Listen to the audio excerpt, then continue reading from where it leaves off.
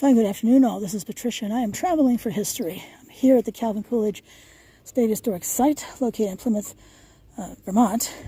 And in the building in front of us is the Wilder Horse Barn.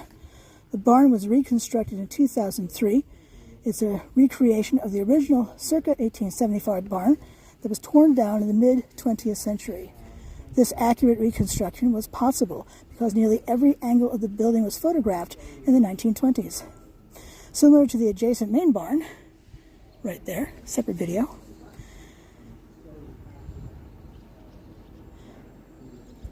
This is a post and beam bank barn. Some of the site's collection of horse-drawn vehicles are displayed in the main level, and the lower level has restrooms and a picnic area. All right, a bank barn. I know you're wondering what that is. A bank barn is built into the side or bank of a slope so that it could be easily entered on two levels. Oftentimes with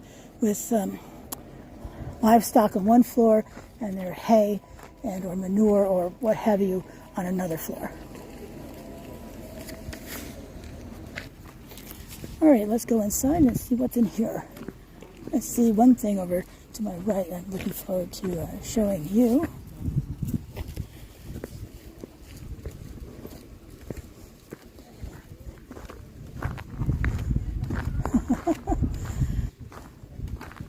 I bet this is a Model T, Ford Model T, but let's take a look-see. Calvin Coolidge, photos. Hey, look at that old bus. Dang. Welcome to the Wilder Barns.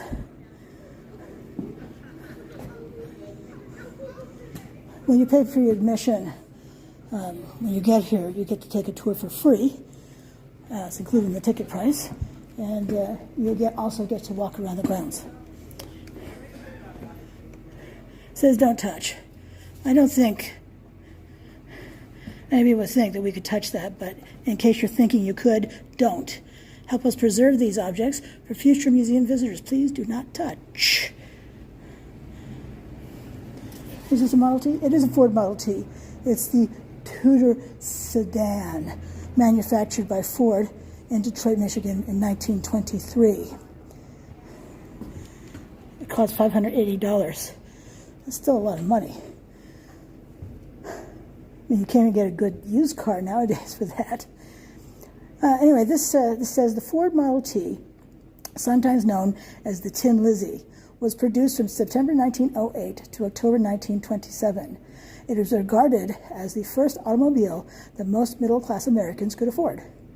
Henry Ford's cost-saving innovations, such as assembly line production, helped to keep the price low, $580 for this Tudor sedan model. Henry Ford famously wrote in his autobiography, quote, "Any customer can have a car painted any color that he wants, so long as it is black," unquote. However, between 1908 and 1914, the Model T was not available in black, but only in gray, green, blue, and red. The black-only policy was implemented in 1914. Black paint was found to be more durable than other colors. Its exclusive use also helped lower costs. This vehicle is on loan from a private collection and is now in the process of being restored. And we can do a little bit looking at the side here. Note there are two doors in the front, and a person would have to scoot behind the front seats to get in the back, like more modern two-door cars. Look how fancy that is. And no, there will be no seatbelts in here, but there will be lots of legroom.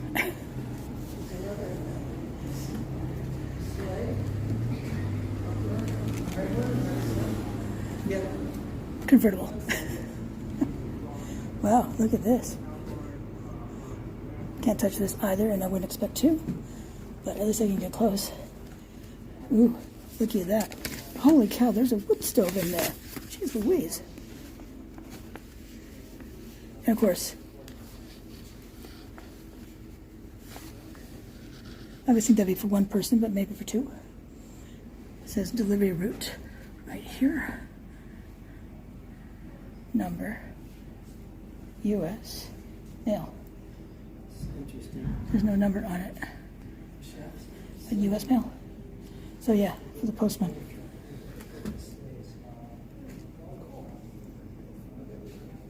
looks like the door bends. That inside. Fascinating. Of course, this is a horse-drawn mail carrier, mail truck. Needs some attention, but we know these things. And it has a door on this side too.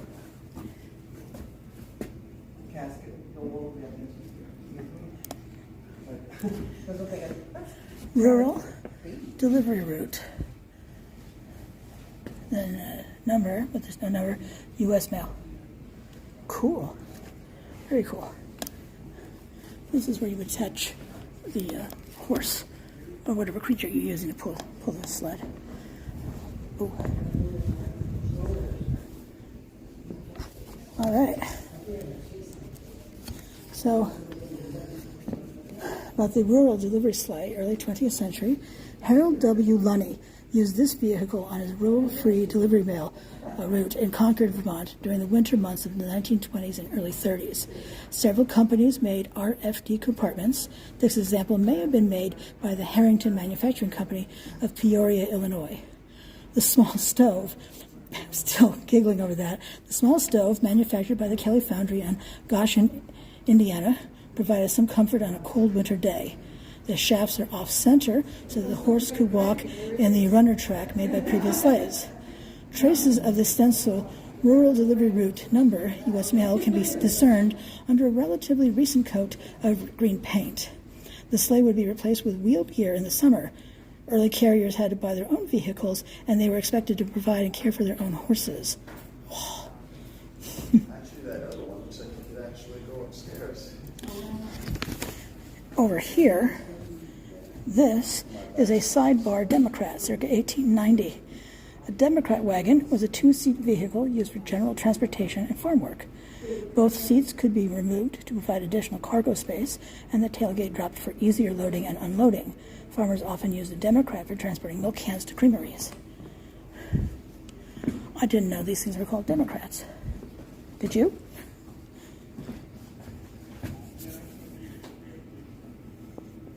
I do wonder how comfy that was to sit on, but it's better to sit on something padded than not.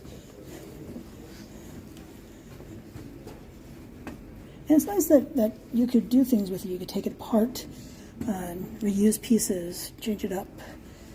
You can see the foot, the steps to get up into the vehicle.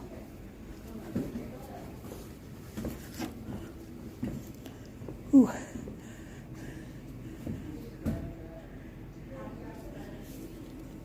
Well, let's see what this is.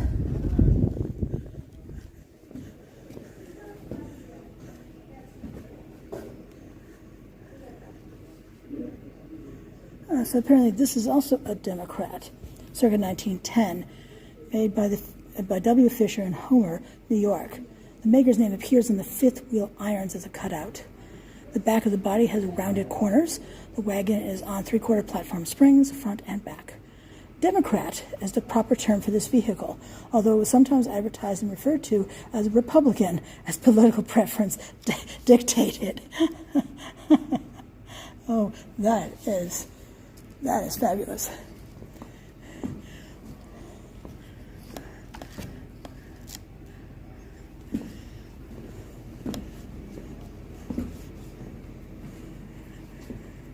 That does look kind of comfy to sit on, but being on your in your recliner at home. I mean, clearly this is up high. It wouldn't be like that normally, but it just reminds me of like a sofa. This is a hearse.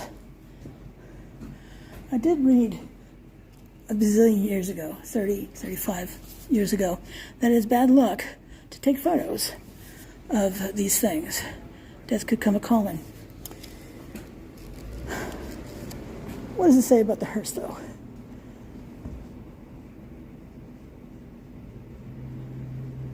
Possibly mid-19th century, the runners are slightly later. This hearse originally had both wheeled gear and runners. Runners would replace wheels for winter use. This example was probably made in the vicinity of Bridgewater, Vermont, and predates the quote-unquote summer hearse displayed below. This was Bridgewater's only hearse until 1885 when the town purchased the Brownell summer model. The spindles around the seat are unusual and add some elegance to an otherwise plain vehicle. It's gorgeous. I guess if you're going to be riding it inside of that, in the backside, that you're just dying to get in. You're dying to go for a ride. You're dead serious about this. Okay, I gotta stop. Oh, I made a mistake. This right here is Democrat. Not the car, but that vehicle there. This is a Democrat. That is something else. What is this? This is a gig, circa 1830, 1840. A gig is a light, two-wheeled open carriage drawn by one horse. Gigs were popular between 1780 and 1840. This particular example has a unique suspension system. The body is hung on two leather thorough braces, and the hindmost crosspiece to which they're attached is bolted to two very resilient wooden supports, which are in turn bolted to the shafts. The expansion of the single seat and the addition of a calash, folding top transformed the gig into a chaise. A small traveling trunk was originally attached on the back. The upholstery and wheels are later replacements. How cool is that? And if you wanted to read it for yourself, there you go. And there you be. And here we have a stagecoach, Woodstock Reading. And we can see pictures of it in use.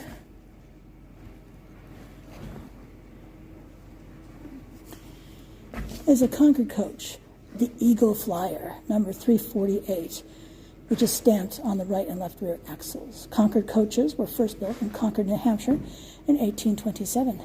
The Concord soon made all other forms of coaches obsolete because it could travel on very rough roads. This unique suspension system, the thorough brace, was made of broad, thick leather straps instead of springs. This system reduced breakdowns and allowed the body of the coach to swing to and fro, making for a much more comfortable ride, though I think I might want to throw up. You? Concord coaches were shipped all over the world. This example may have been made by L. Downing and Son or J.S. Abbott Company around 1850. It is a hotel or city coach with French windows, a style that was popular in the eastern United States. It was once used on the mail route between Woodstock and Reading, Vermont. With the advent of the railroads, coaches were gradually limited to scenic trips between railroad stations and popular inns.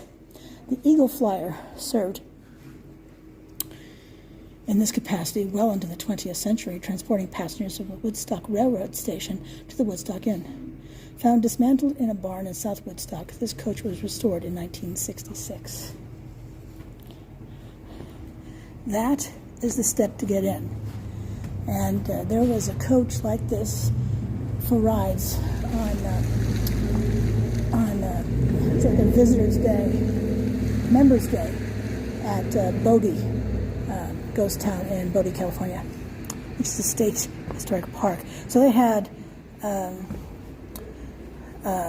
this kind of step, and then they had a milk crate, and a milk crate that got into a big stone onto this. It was insane.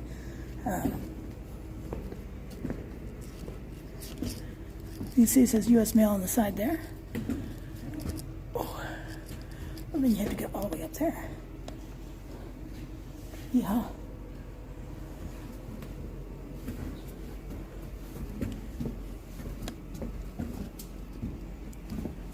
Look at that. That's gorgeous. No, I think I would get sick in one of these things. And a sore back out of it to boot. Tips for stagecoach travelers. You can read that at your leisure. This wheel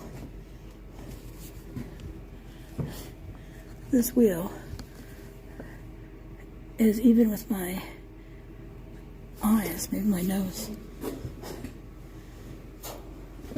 Crazy. This is for luggage or packages. Sitting at the top there. I had luggage and packages up there too. This was for mail, but still.